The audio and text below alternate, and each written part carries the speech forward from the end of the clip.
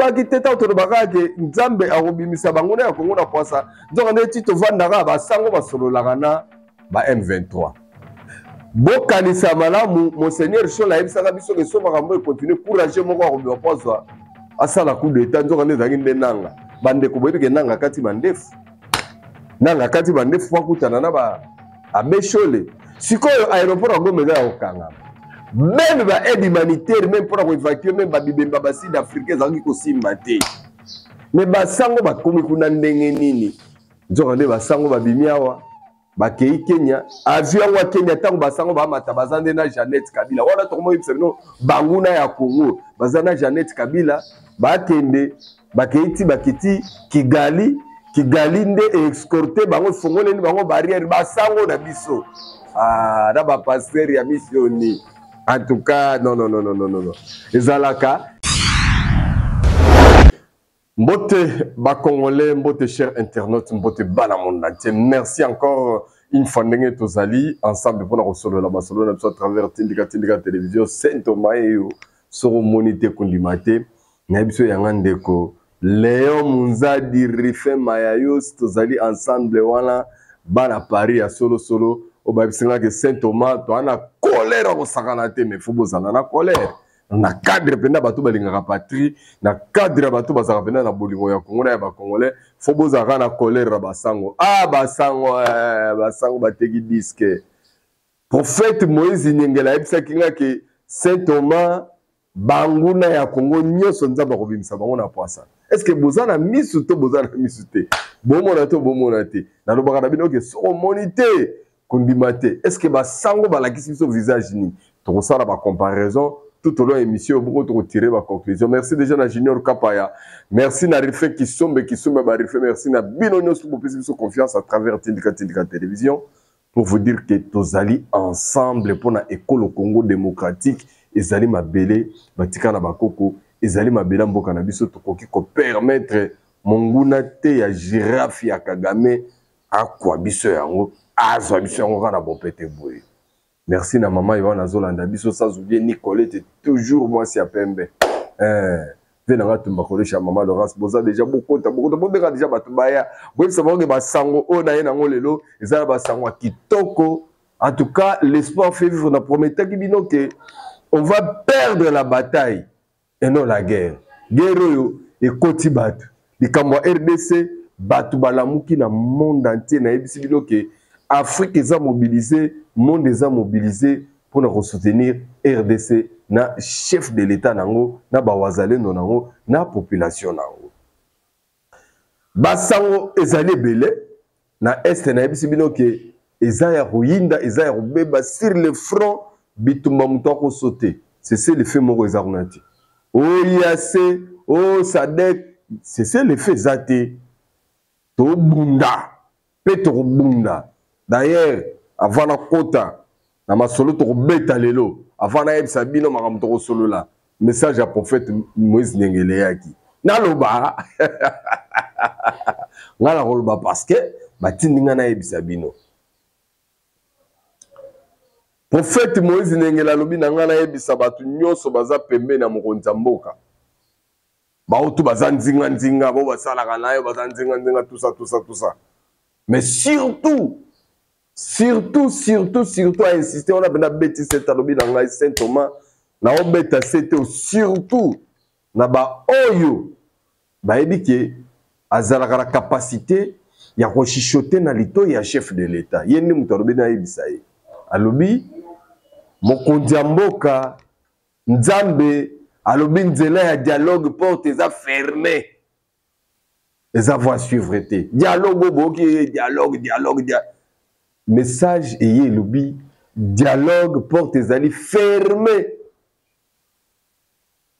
porte ya réconciliation pe ezali fermé wana ainsi dit l'Éternel porte ezaka mibale ezali ouverte porte ya option militaire ya guerre ezali nzamba na kati ngamoko na kamoka na ba traître oyo na ba généraux na ba colonel abi non kaka porte ya guerre ezali to na victoire wana Moïse Nyengela ya mibale alobi deuxième porte eza ouverte ezali position ya ministère ya justice Constant Mutamba porte eza polele penda donc côté nzambe atie motema yango na insister donc guerre na côté justice.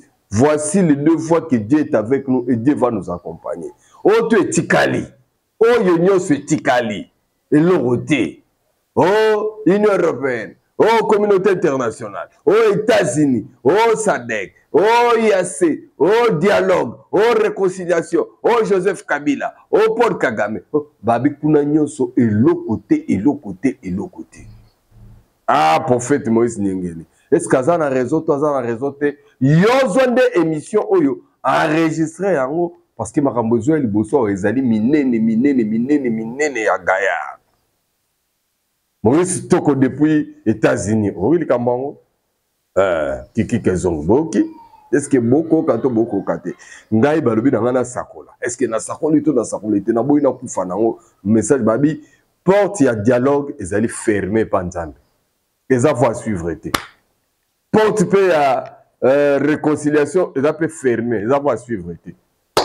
Diplomatie, on n'a aucun commentaire côté diplomatie. Attends, commentaire, commentaire, mais porte on s'ambazobi, à ça pour accompagner tout bas congolais. Ils ont qu'à porte ya guerre, option militaire, na côté justice, bas prise de position, il y a Constant Mutamba, Nzambalobi, il y a un chef de l'État fois l'andara ba principe.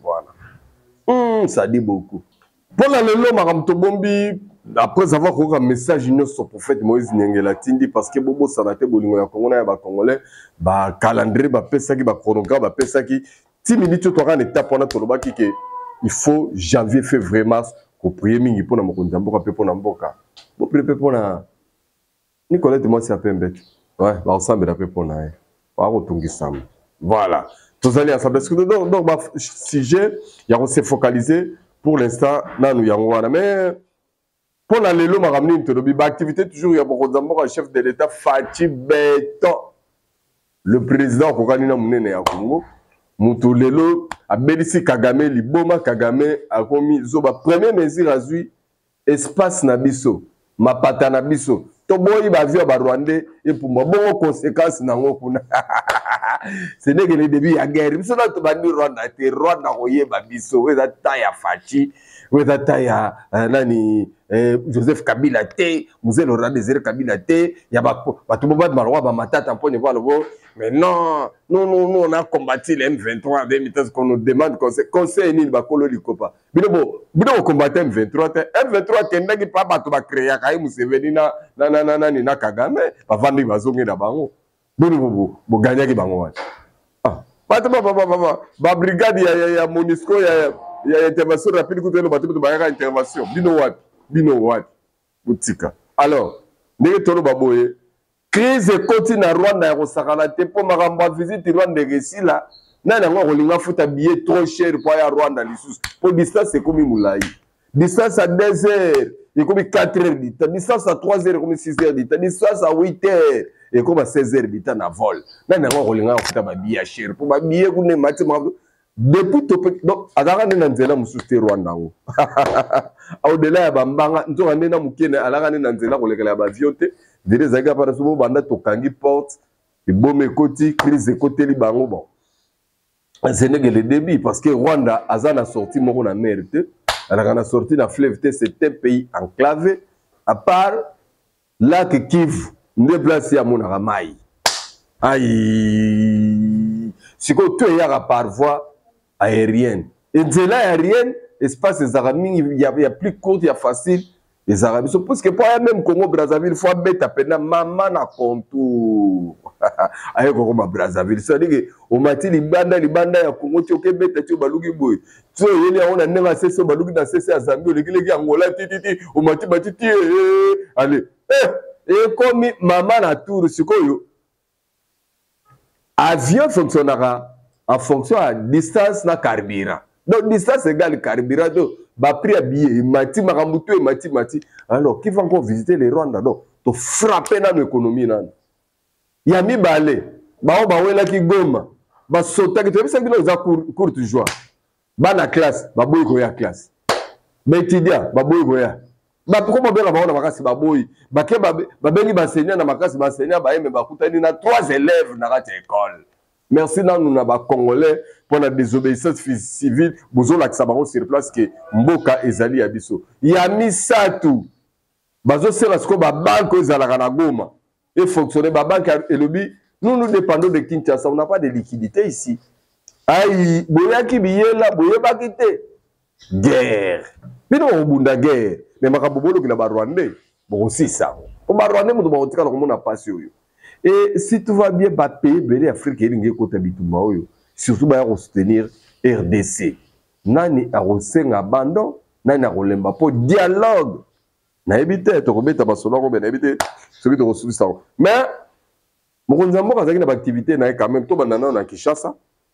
Avant azwa pepo akene Munich en Allemagne, azaki na activité ya kovandisa Conseil d'État na ba kambinango pour mikolo justice ne kozala makasi kapaya tiela bango na bana nanano chef de l'État na prestation serment ya ba membre ya Conseil d'État bon tokutana juste après c'est parti.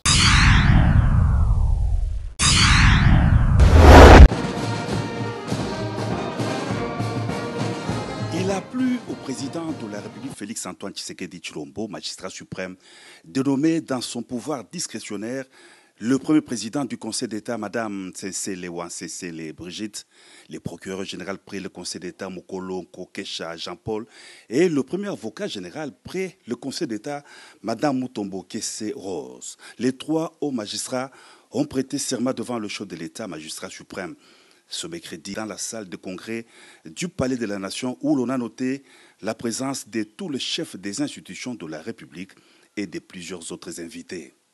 D'entrée de jeu, le conseil principal du chef de l'État chargé des questions juridiques et administratives, le professeur Martin Moulumba, a circonscrit le contexte de la cérémonie du jour. Excellence, Monsieur le Président de la République, chef de l'État et magistrat suprême, cette cérémonie revêt un intérêt particulier.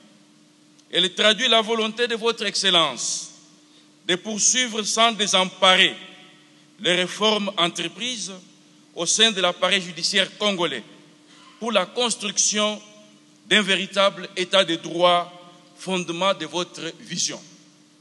Aussi, est-il vrai de rappeler que les personnes que vous avez choisies de porter les cimes de la magistrature auront donc la lourde charge d'éveiller à la consolidation de cet état de droit dans notre pays. Après avoir lu les ordonnances présidentielles de janvier dernier portant leur nomination, le conseil principal a invité les 3 hauts magistrats à prêter serment tour à tour devant le magistrat suprême qui a pris acte de leur prestation de serment. De respecter la Constitution et les lois de la République démocratique du Congo et de remplir loyalement et fidèlement, avec honneur et dignité, les fonctions qui me sont confiées.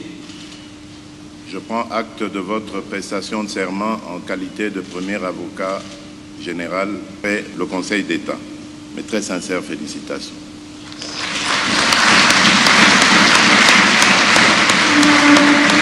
Le premier président du Conseil d'État, le procureur général près le Conseil d'État et le premier avocat général près le Conseil d'État ont ensuite signé les procès-verbaux de leur prestation de serment en présence du directeur de cabinet du chef de l'État, Anthony Kinzo Kamole. Le Conseil d'État est la plus haute juridiction de l'ordre administratif en République démocratique du Congo. Il a le pouvoir général de disposition, de gestion, de surveillance, d'inspection et de rapportage de l'ensemble des juridictions de l'ordre administratif.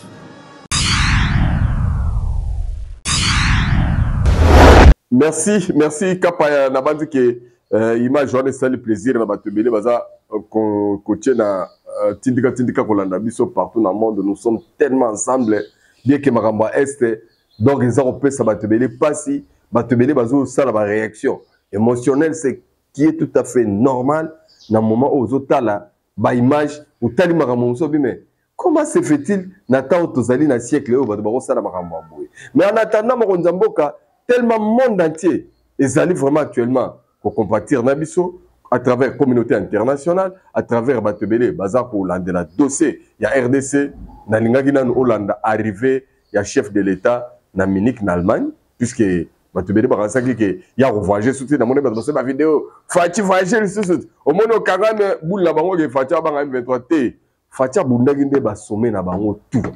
Tellement sommet important. Et Zara ya Luanda, Oyo, Kagame, Monara, ya Kouykoyate, on Fati la qui tous les sommets, on va très important, je ne serai pas là.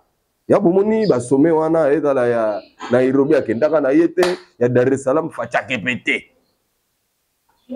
akepete okepete ya 10 abe babe ya Union africaine akende pété mais en Allemagne ezali sommet ya makambo ya masolo ezali sommet ya makambo ya misolo sommet économique ya wana amemi mwachika autrement dit Mama Denise bakumbani bakei baza wana penza botala pour ce question na Nairobi na koko sa Blandine Nzovo. Ma concert déjà Zaraki côté on a na kati ya Munich a paloli mabe a expliqué dans quintessence ya présence de la République na mboka wana et puis a expliqué ba faire na masolo puisque ba kora mikoze kozala na ba chef d'état na ba pays mususu pour que ba kotaka likambu na biso et puis na terrain wana nde to ke poto expliquer bango ke minerai tu ya danger za rende biso ya na Rwanda te pour Rwanda ne lorote c'était présent na bango voyou muyibi ayekola bizelele ba américain ou bakena ramboka batu bakanga yango koma ya bango de bakana lelo bakanga gazé koma ya bango atabino ba bengana tous les palestiniens bamoko gazé koma ba américain ya wana ndesko chef de l'état Fati Beto akendeki ko expliquer to landa bongo to kutana juste après c'est parti.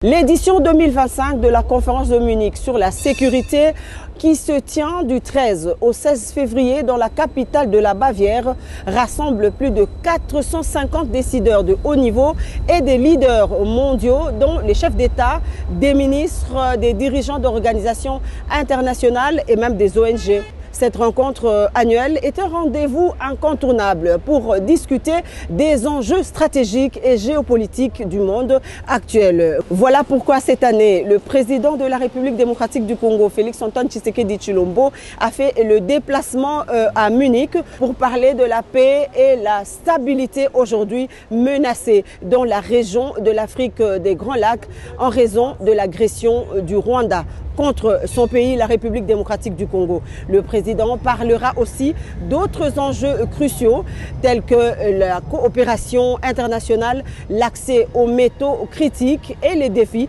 auxquels fait face son pays, la RDC. La présence du chef de l'État congolais à Munich souligne l'importance stratégique de la RDC aux yeux de la communauté internationale. Et comme le chef de l'État l'a déjà dit, on ne peut pas parler et décider sur le Congo sans les Congolais. Le président Félix Antoine Tshisekedi Tshilombo va donc plaider ici pour une plus grande implication de cette communauté internationale dans la résolution des conflits armés et face à l'instabilité endémique dans la région. En marge de ce grand forum sur la sécurité, il est prévu des rencontres en bilatéral de haut niveau avec plusieurs de ses homologues chefs d'État présents ici à Munich. Le président de la République, Félix Antoine Tshisekedi Tshilombo, va aussi participer à des réunions stratégiques à huis clos avec d'autres décideurs mondiaux.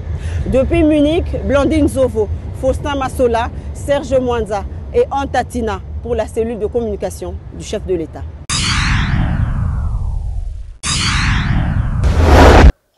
Retour sur ce plateau, naba Congolais mingi o baza na bolingo mboka na bango, obe ba linga mboka ngo.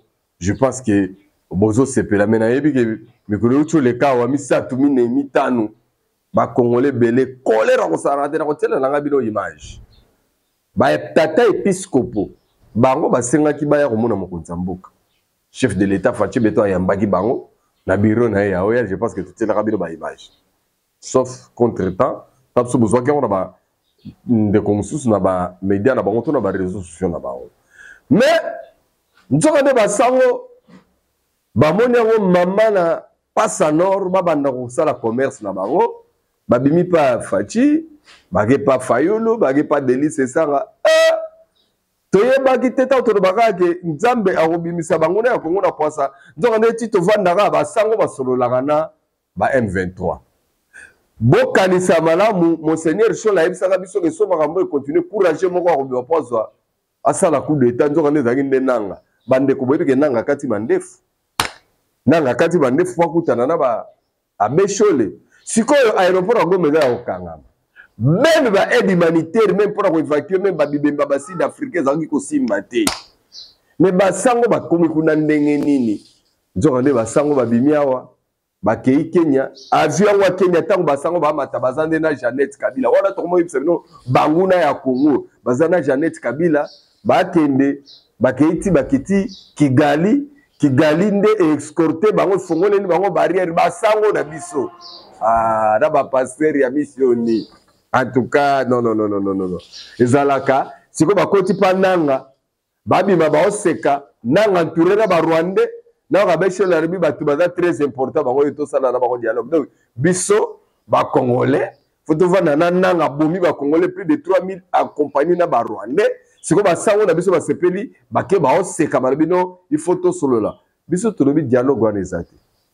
dialogue wana bo sala ngona Kagame et puis balongo wana suka na ngona otela bino pe na photo lisishi balongo wana inde tiki gali bake pe ba telemi photo de famille na Polo Kagame basango maintenant natinda kibino OK condition yango bozala besoin dialogue d'abord bino basango nanu na mission bo dialogue nanu na ba confession religieuse mususu ba kimbangiste ba musulman na ba groupe de église de réveil oyo bokabwana kana bango na makambo organisation élection souvenez-vous boyoka solitaire mais na ko décortiquer makambo yo ya ba dialogue vidéo koya bongo tokoyeba malatanda Junior Kapa tiena bato bamona image ya basango na Goma na Corée nanga ba sourire tout à sourire et puis Corée nanga tous les mandés fwe katami ba arrêter ba ko légitimer yo légitimité na ozo kango ne pas basango bien ba pesa o légitimité totale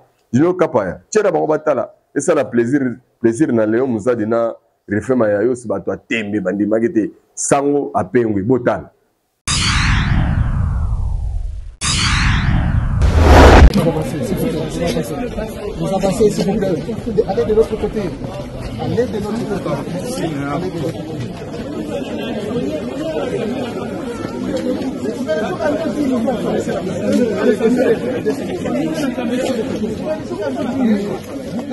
Est-ce qu'ils vont monter? Allez de l'autre. Merci beaucoup. Comme vous le savez, l'Église catholique et protestante se sont engagés ensemble dans une initiative d'amener les forces vives du pays à un pacte social pour la paix et le bien vivre ensemble. Et pour cela, nous avons commencé une tournée de personnes, de personnalités importantes à impliquer dans cette dynamique. Et nous avons pensé que la FCM 23 ont quand même une grande contribution à apporter dans cette dynamique de la construction de la paix, parce que pour les deux églises, l'année 2025, c'est l'année de la paix. La priorité, notre priorité, c'est la paix. Et voilà pourquoi nous sommes venus les exhorter, aussi les écouter. Et en même temps, nous sommes venus justement les sensibiliser à ceux qui nous ont bien accueillis.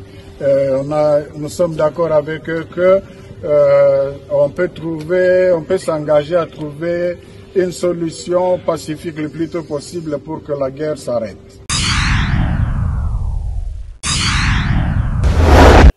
Voilà, tokomi presque na suka menanga ki bo comprendre que comme ngobilo ba congolais. Batu bola nangai mikolo na yebisa que campagne de désinformation ko zala makasi.